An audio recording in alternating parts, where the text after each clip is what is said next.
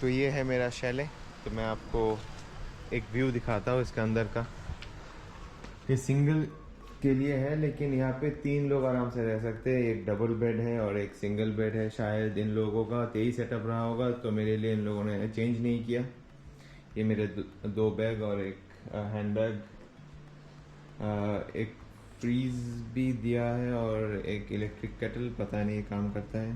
तो 1500 के हिसाब से ठीक ही है। आपको आप यहाँ पे साथ में 3 लोग रह सकते हो, तो आपके लिए और भी अच्छा होगा। 500 रुपये करके आएगा पर नाइट। एक सेकंड, ये दरवाज़ा कैसे खुलता है?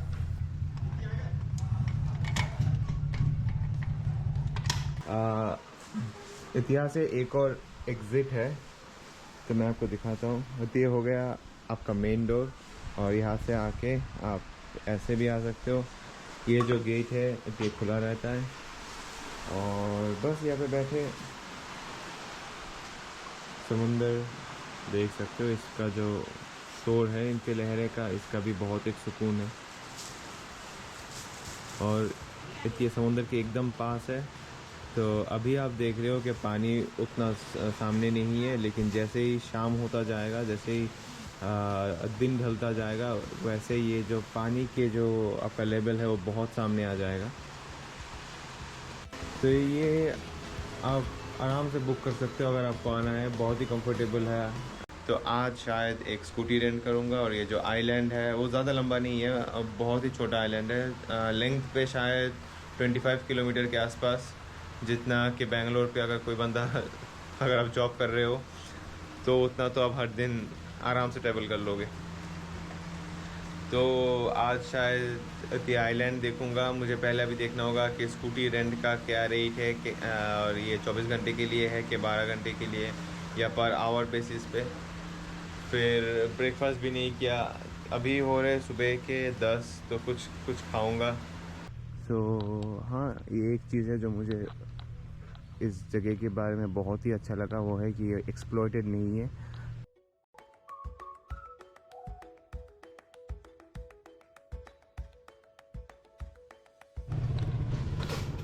तो अभी निकल पड़ा हूँ लंच के लिए। तो देखूंगा आसपास कुछ है या नहीं, तो वही ढूंढ रहा था।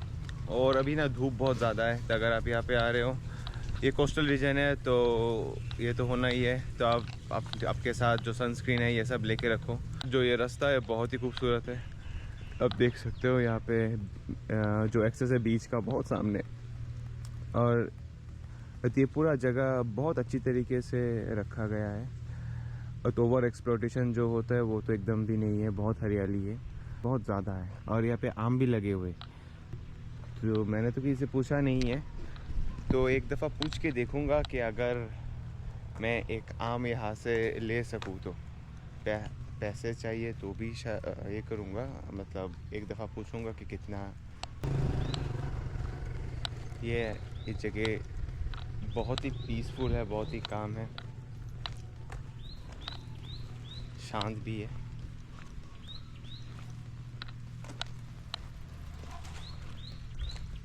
यहाँ पे आप बाइसाइकिल भी रेंट कर सकते हो, जैसे कि तभी आपने देखा कि पीछे 2 लोग मतलब जा रहे थे साइकिल रेंट करके।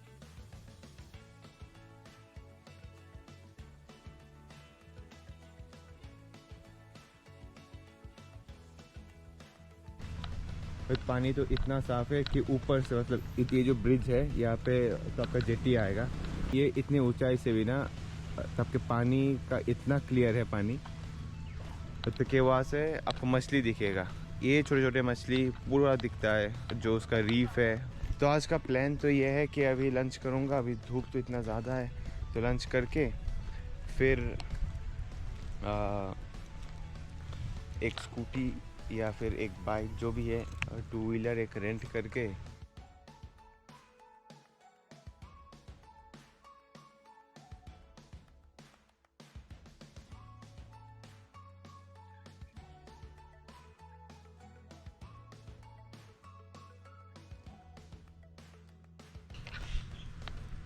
तो चलो मैं आपसे फिर मिलता हूँ उस दुकान पे जहाँ पे लंच करना है। फिर बाइक रेंटल की जगह पे जाके आपको इन्फॉर्मेशन दूंगा कैसा है रेंट कैसा है, रेट कैसा है। तो अभी 2 बज रहा है, तो मैं उसे पूछूंगा कि अगर वो मुझे हाफ डे के लिए दे सके तो।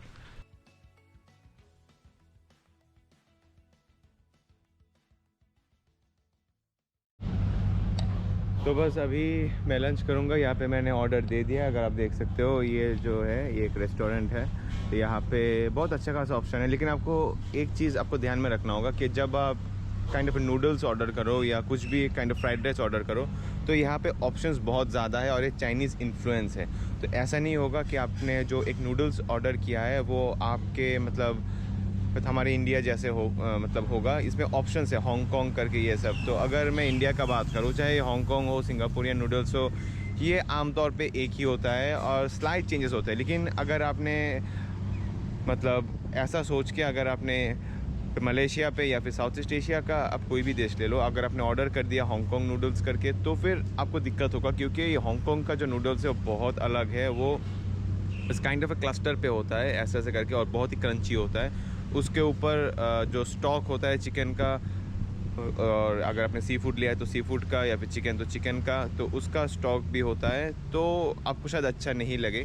तो पहली बार जब मैंने लिया था मुझे अच्छा नहीं लगा था। उस वक्त से मुझे पता चला था कि ये हांगकांग नूडल्स हो या ये सिंगापुरियन नूडल्स हो या थाई नूडल्स हो, ये बस उसके मेकिंग का ही मतलब काइंड ऑफ डिफरेंस नहीं है। It's all in all a different. तो अगर आप ये व्यू देखो तो यहाँ पे कितना अच्छा है ये। आप यहाँ पे बैठ सकते हो। अगर शाम का वक्त होगा ना, तो यहाँ पे जो टेबल्स है यहीं पे लोग सर्व करेंगे। आपका स्नैक्स हो गया यहाँ पे। तो आपको बियर नहीं मिलेगा, इस्लामिक कंट्री है इसलिए। लेकिन ये व्यू के साथ तो मतलब मैं ऐसे ही पूरा एकदम दिन बिता दूँ, कुछ ना करें। तो यहाँ पे अच्छा सा एक बेंच दिया है, तो आप इस बेंच पे सो सकते हो, बैठ सकते हो। और ये जो साउंड होता है ना सी वेव्स का, वो अपने में ही एक शांति लेके आता है उसके साउंड।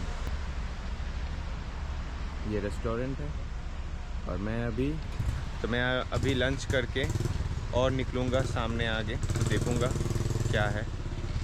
और एक स्कूटी भी रेंट करना है, तो पहले लंच कर लेते हैं, उसके बाद देखते हैं। तो लंच हो चुका है कंप्लीट। ये एक विलेज ट्रेल है। मुझे लगता नहीं है कि शॉप्स अभी खुले होंगे। जब तक के शाम ना हो जाए शॉप का, तो लगता नहीं है कि शॉप खुलेगा। तो बाइक रेंटल कहाँ से करना है वो भी पता नहीं। मतलब है तो बहुत सारे शॉप्स, लेकिन सब बंद है। ये जो विलेज है इतना खूबसूरत है, इतना शांत है, और एकदम से जो समुंदर है उसके एकदम करीब है। तो बहुत अच्छा लग रहा है प्लेस।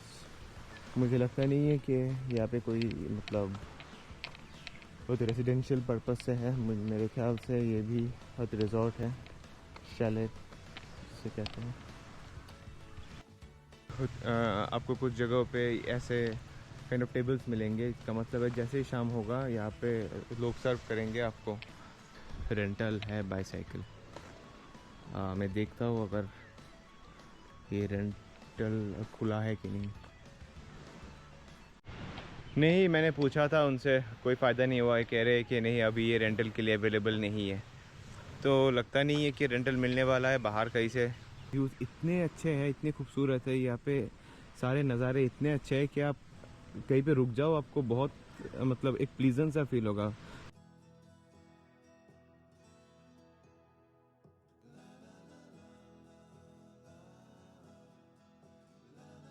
तो यहाँ पे आप देख सकते हो एक सी सॉ करके है। यहाँ पे आप बैठे मतलब ये बच्चों के लिए ठीक है, लेकिन अगर आप कर सकते हो तो ठीक है।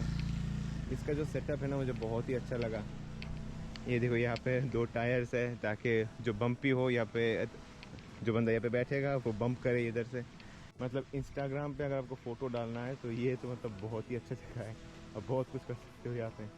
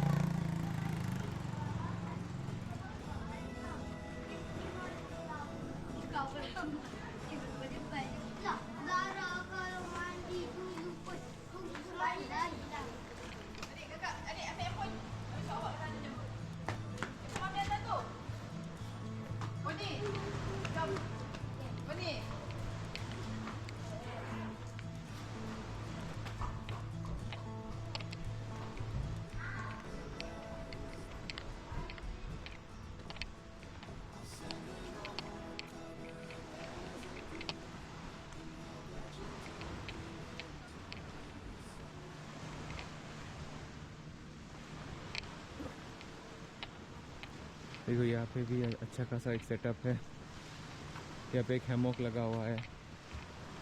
आप कितने शांति से यहाँ पे पूरा दिन बिता सकते हो और कोई आपको डिस्टर्ब नहीं करेगा। पूरे शांति के साथ आप यहाँ पे आपका दिन तो मतलब ऐसे बीत जाए कि पता ही नहीं चले।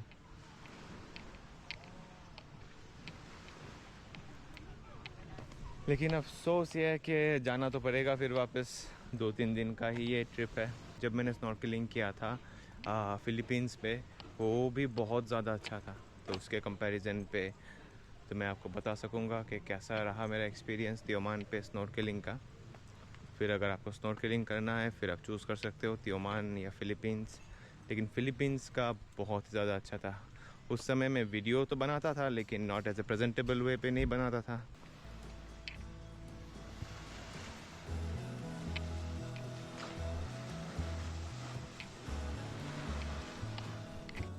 तो ना मैं आपको अभी एक इन्फॉर्मेशन देता हूँ।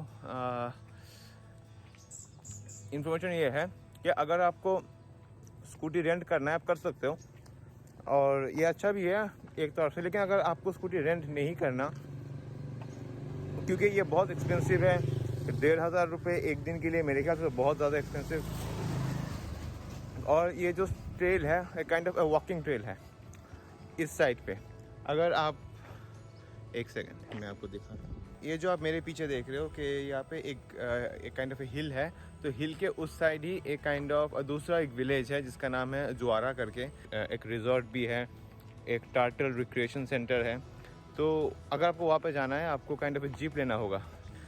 तो वैसे भी आप एक स्कूटी लेके ये जो हिल टॉप है वो क्लाइंब नहीं कर पाओगे, तो आपको उसके लिए एक गाड़ी लेना होगा जो कि 4x4 है।